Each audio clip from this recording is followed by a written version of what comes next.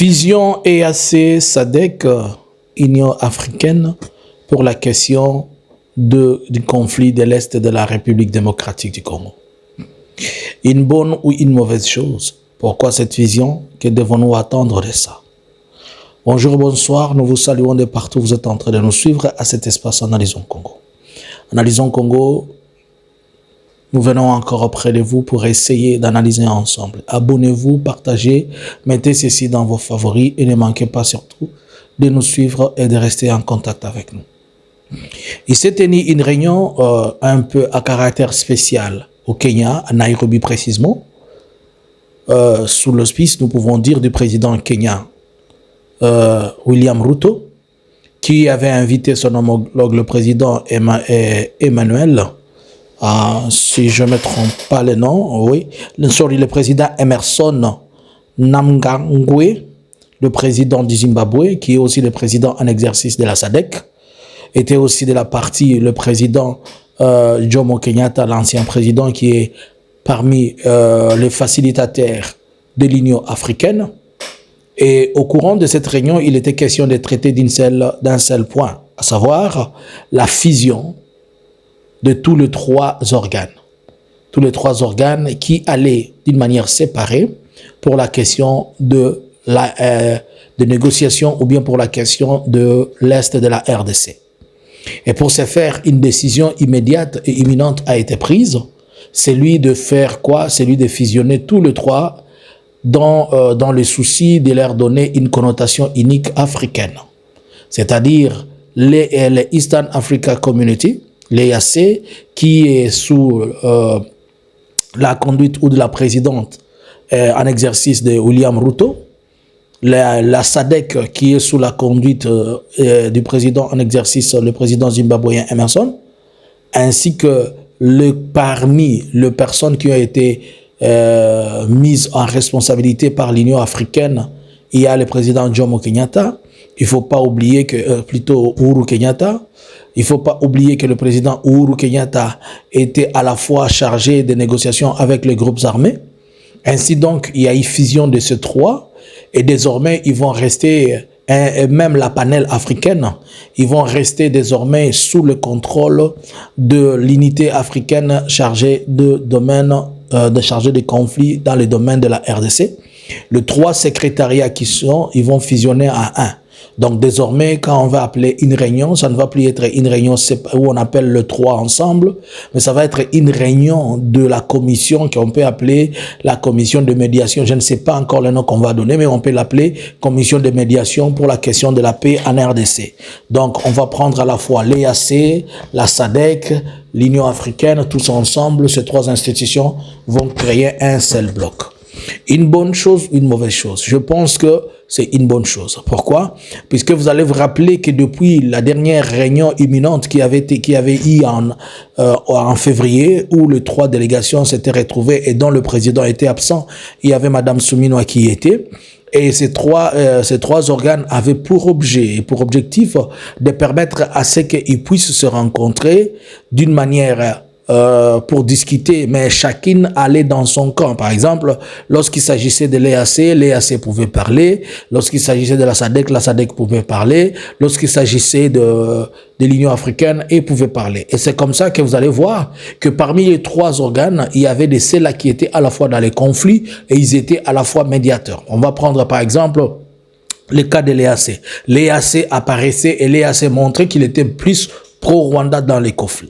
On prend le cas de la SADC. La SADC avait la tendance, il y avait des troupes de la SADC qui étaient du côté gouvernemental, notamment, vous allez vous rappeler, l'Afrique du Sud, la Namibie et la Tanzanie. Et de l'autre côté, l'Union africaine, elle semblait être neutre, mais il y avait toujours cet équilibre-là où nous avons vu que l'Union africaine avait la tendance d'être plus attachée à cause du président angolais Joao Lorenzo. Mais maintenant, aujourd'hui, nous sommes en contexte où ça fusionne. Ça fusionne, je pense que ce qu'il faut retenir, pourquoi cette fusion, puisque vous allez comprendre que ces trois organes allaient un peu d'une manière, pas seulement dispersée, mais ils étaient lentes. puisque la machine était lente. Jusque-là, depuis le mois de février, personne n'a avancé parmi eux. C'est seulement, nous voyons les organisations au niveau international, c'est Doha et Washington qui ont avancé. Mais au niveau régional, au niveau africain, cela n'a pas avancé. Est-ce que l'Afrique veut maintenant récupérer la place qu'elle avait perdue dans ces négociations où elle semblait avoir eu une mise en demeure par Doha et les États-Unis? Tout à fait, l'Afrique veut récupérer ce qui était à lui, et sachant que les conflits congolais, les conflits africains, se résout au niveau régional, au niveau national, et c'est au niveau national qu'on apporte une paix. Mais est-ce que la RDC peut jouer une carte positive dans ceci? Certainement, puisque maintenant il a affaire à tous les trois, d'une manière ou d'une autre, s'il a un cahier de charges clair, c'est-à-dire il a une vision décrite et déterminée qui est claire, il peut maintenant jouer à vouloir imposer ce qui est de ses soucis parmi tous les trois qui sont devant lui. Mais est-ce que dans ce contexte, la RDC n'est pas perdante? On ne pourra pas dire qu'elle est perdante, on pourra seulement dire que le médiateur et les médiations qui sont faites, elles sont équilibrées, elles regardent le pour et le contre. Qu'adviendra-t-il alors de Doha et de Washington? Doha et Washington ne sont que des complémentaires, mais Doha et Washington n'accompagnent pas les décisions, ne se décident pas sur la place de ce qui est de la base africaine, puisqu'il faut noter que Doha et Washington sont en train de traiter des questions qui sont liées, à un État, deux États, c'est-à-dire Rwanda, États-Unis, et de l'autre côté, négociation entre le M23 et le gouvernement congolais. Mais ici, on a des problèmes purement internes qui doivent être résolus et elle doit trouver des solutions, et il faut que les Africains s'impliquent et prennent le taureau par les cornes en en dénonçant ou bien en mettant en place des choses qui sont importantes, qui peuvent amener tout le monde à bien comprendre et s'asseoir ensemble pour en discuter. Cependant, il faut comprendre que le président Félix n'est pas dans la logique africaine. Pour lui, il a insulté la fois passée les Africains par sa déclaration disant que tous les pays africains ont échoué. Et celle de la communauté internationale peut-être la réussi. Et c'est comme ça que l'Afrique maintenant, elle veut faire comprendre à tout le monde que c'est ici où les choses se décident. Est-ce que le président Félix peut tourner le dos aux Africains? Il ne peut pas, puisque c'est un pays africain et la chose se passe en Afrique. À ce stade où l'Union africaine amène tout le monde à devenir un, à ce stade, y aura-t-il de chances d'arriver à une paix? Il est toujours possible qu'on arrive à une paix, mais le problème, c'est l'applicabilité des choses et la volonté.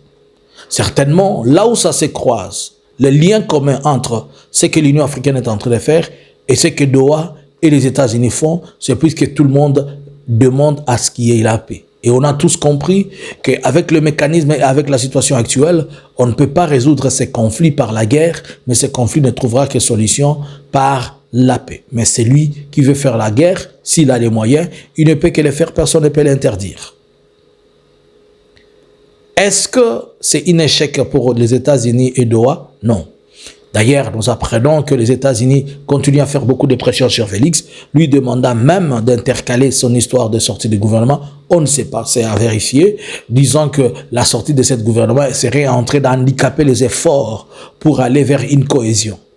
Avec cet aspect, est-ce que l'Union africaine ne va-t-elle pas demander à ce que Kinshasa stoppe le procès contre Kabila, puisque ce procès-là n'encourage pas la paix? Tout est possible et c'est faisable, puisque venir à l'africaine, c'est venir faire le palabre à l'africaine. Il est aussi important. Peut-être l'Union africaine arrivera à réconcilier les deux chefs, à savoir Félix et Kabila, pour amener et aller vers une paix. Mais est-ce que Félix, au finish, acceptera-t-il de partager le pouvoir avec les autres, chose qui demeure encore une lettre morte dans sa pensée? Selon vous, cette fusion est-elle une bonne chose ou bien elle devait rester telle qu'elle était? Moi, je pense que cette fusion, elle va vers la bonne et la pire démarche. Mais qui sera donc le président? Est-ce Ruto avec son influence dans la région? Est-ce le Zimbabwe avec l'influence de la SADC? Est-ce l'Union africaine? Wait and see. Mais chacun voulait au moins l'influence de l'autre. La Zimbabwe est là pour les intérêts de la SADC et imposer la volonté de la SADC. Le Kenya est là pour représenter à la fois deux choses, l'EAC et sa présence, puisque n'oubliez pas que la RDC a beaucoup eu des accords au niveau du Kenya et que le Kenya s'en retrouve chaque fois comme étant un pilier qu'il ne faut pas ignorer et qu'il ne faut pas faire semblant. Alors, et l'Union africaine dans tout ça, c'est lui le père qui doit amener tout le monde à s'unir. Espérons qu'ils vont arriver à un bon résultat et que les choses vont bien se passer. Que pensez-vous de la fusion de l'Union africaine, de la fusion de ces trois organisations, à savoir la SADC, l'EAC et l'Union africaine, pour la question du conflit de l'Est de la RDC? Bonjour, bonsoir.